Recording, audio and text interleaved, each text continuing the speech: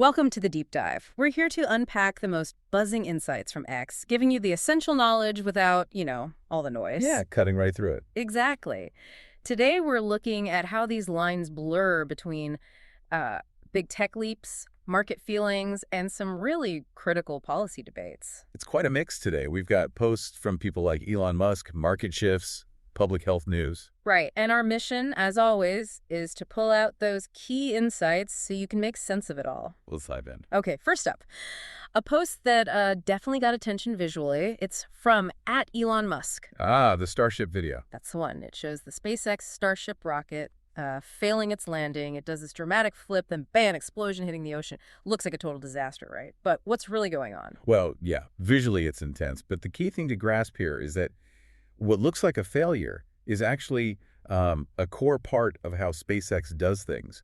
It's iterative. Iterative, meaning they expect this? Kind of. Each of these, let's call them rapid unscheduled disassemblies, they're actually data gold mines. Seriously. Investigations by SpaceX and the FAA afterwards, they pinpoint specific things, like, remember the issues with the main fuel tank pressurization. That stuff is vital for coming back down safely. These tests, even when they end like this, give them exactly the data they need to fix those systems. So it's almost like planned failure, Yeah. or maybe high-risk data gathering. It redefines failure in a way. Precisely. It's not just learning from mistakes in the usual sense. They're actively building these visible, sometimes exclusive setbacks into their innovation strategy. It's bold, especially with so much public and, frankly, financial attention. Yeah, huge stakes. NASA's Artemis program is involved too, right? For Moon and Mars stuff. Absolutely. This is all groundwork for fully reusable transport. Lunar missions, Mars colonization eventually. These aren't just setbacks. They're very public lessons learned on the way to some massive goals. They build, test, learn, iterate, all out in the open. Fascinating way to look at progress. Okay, let's pivot slightly. Another big tech conversation. This one more about the culture of innovation. This post is from @Lavelcio. Ah, the Apple AI one. Yeah, he writes, Apple must have some cultural issue that they can't train a foundational AI model. All you need is lots of money to hire the best ML, PPL, lots of money to buy GPUs. Elon did it with XAI in literally 6 months. Maybe the cultural issue is the same as Google or Sundar Pichai. He kind of trails off there, but the point is clear. Right, and it does raise a really interesting question about corporate strategy, doesn't it? I mean, Apple's sitting on, what, over $65 billion in cash? Yeah, huge reserves. And yet, the Post points out this apparent struggle to build their own big foundational AI models, the core AI systems everything else gets built on. So the cultural issue he mentions is that about being too careful, like Tim Cook versus Steve Jobs. That seems to be the implication. A more risk-averse culture under Cook compared to the, let's say, bet the company moves Jobs was known for. It seems paradoxical, right?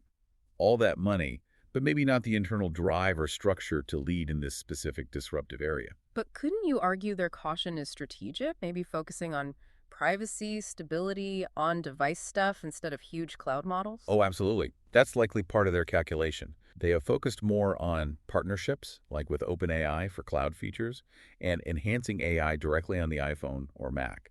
That has its benefits. So it makes them dependent, maybe. That's the potential downside, yes. And then you look at the contrast. XAI launching Grok in less than a year. That's often held up as, founder-led drive, cutting through the usual corporate inertia. Like Elon Musk just pushing it through. Exactly. And we saw something similar, perhaps, with Google's AI efforts getting a boost when Sergey Brin stepped back in more actively in 2023.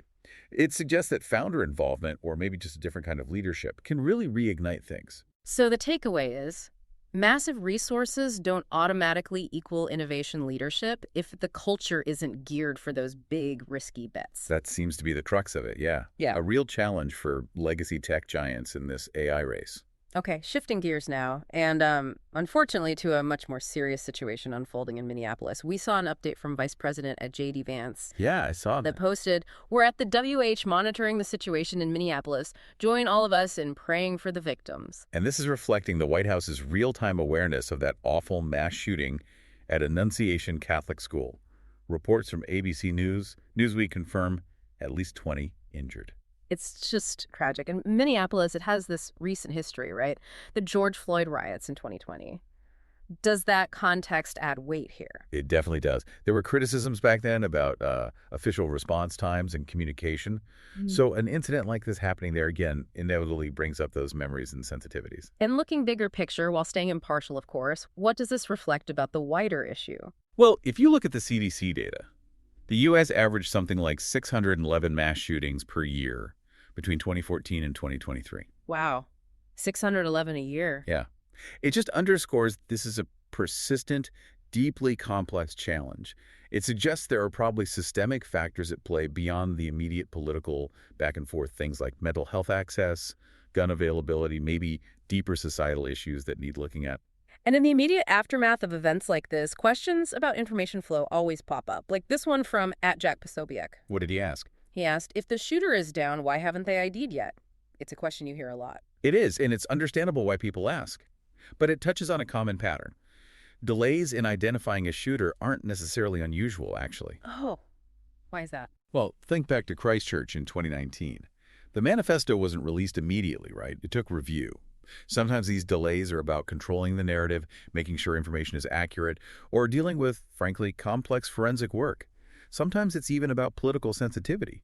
The gun violence archive data suggests it can take anywhere from 12 to 48 hours, sometimes longer in really complex cases. So it's not as simple as just finding an ID and announcing it. There are procedures, caution. Exactly. It's a whole process.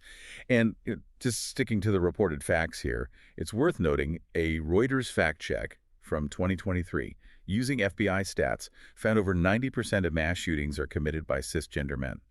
That data often runs counter to some immediate online speculation you might see focusing on other identities. We're just reporting the source facts, staying neutral. Understood. Okay, let's pivot now. From public safety concerns to the often unpredictable world of the stock market, here's a post from @Kobayashi Letter that had people talking About Nvidia, right? Yeah. Breaking. Nvidia stock, NVDA, falls over over 5% after reporting record quarterly revenue of $46.7 billion. Nvidia beat both revenue and EPS expectations, but the stock is down sharply. Right, the classic good news is bad news scenario. It raises that key question. Why on earth would a stock tank after record earnings? Exactly. It beat expectations. The answer, usually, is forward guidance. What the company says about the future.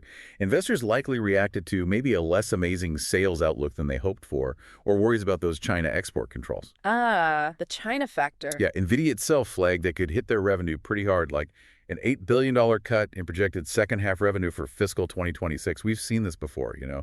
Think Cisco back in the dot-com bust. Great numbers, but fear of overvaluation or slowing growth hits the stock. So it's less about now and more about what's next, and maybe algorithms just jumping on that. Precisely. A big part of it is future expectations. Plus, you get profit-taking, maybe the hype just got ahead of reality. And yes, automated trading is huge here.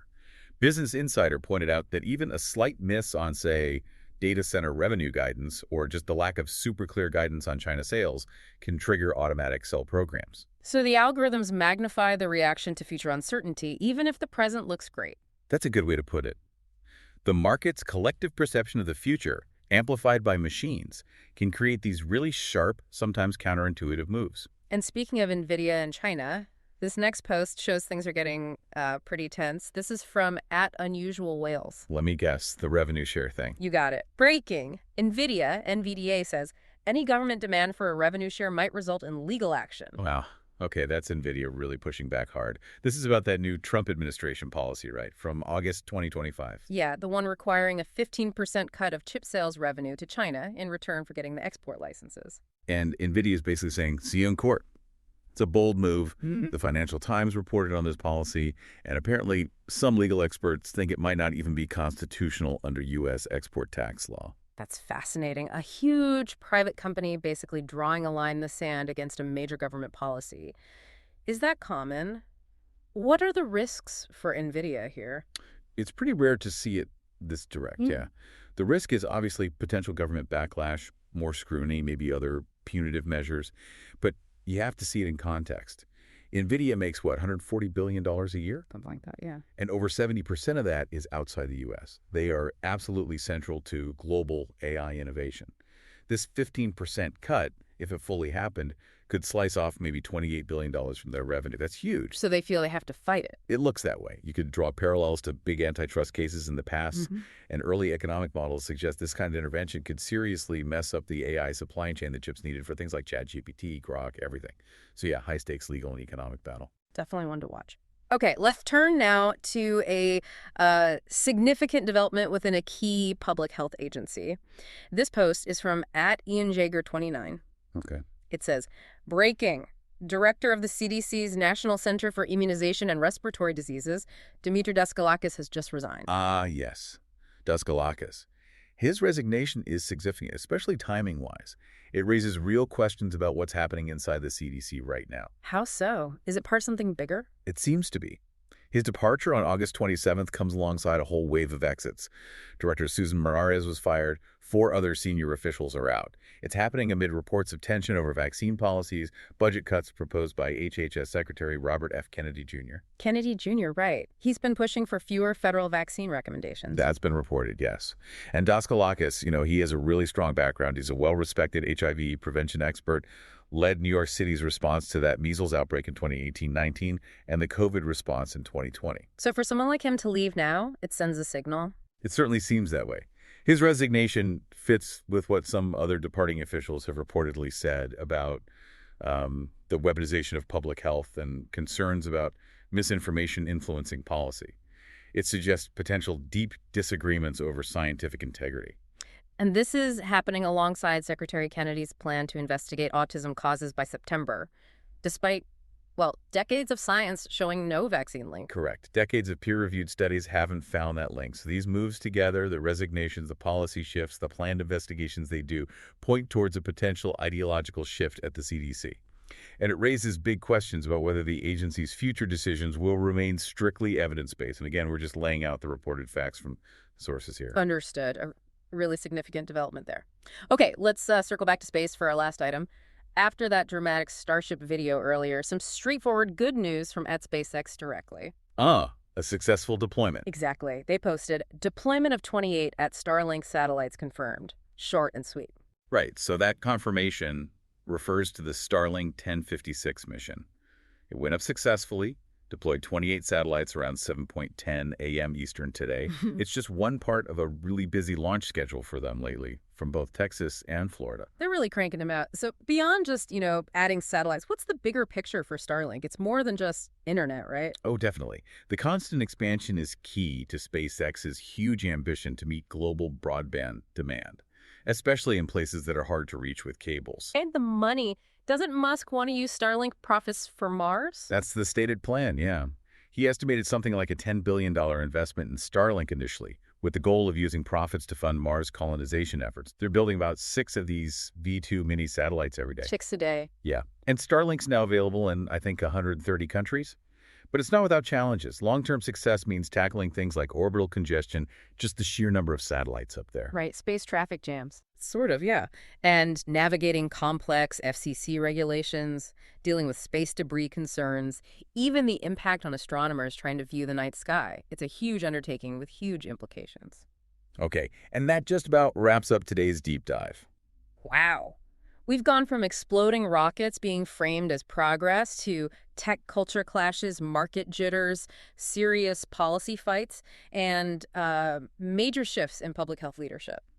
Yeah, it really highlights how interconnected everything is, doesn't it? Technology, policy, public feeling, it all shifts so fast, and there are often these deep currents under the surface driving what we see trending on X. Totally. These posts are like the tips of icebergs sometimes. Exactly.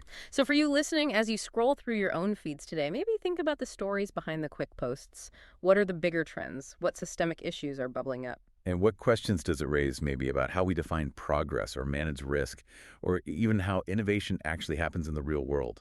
Lots to chew on. We'll be back to keep digging into it all. Thanks for joining us.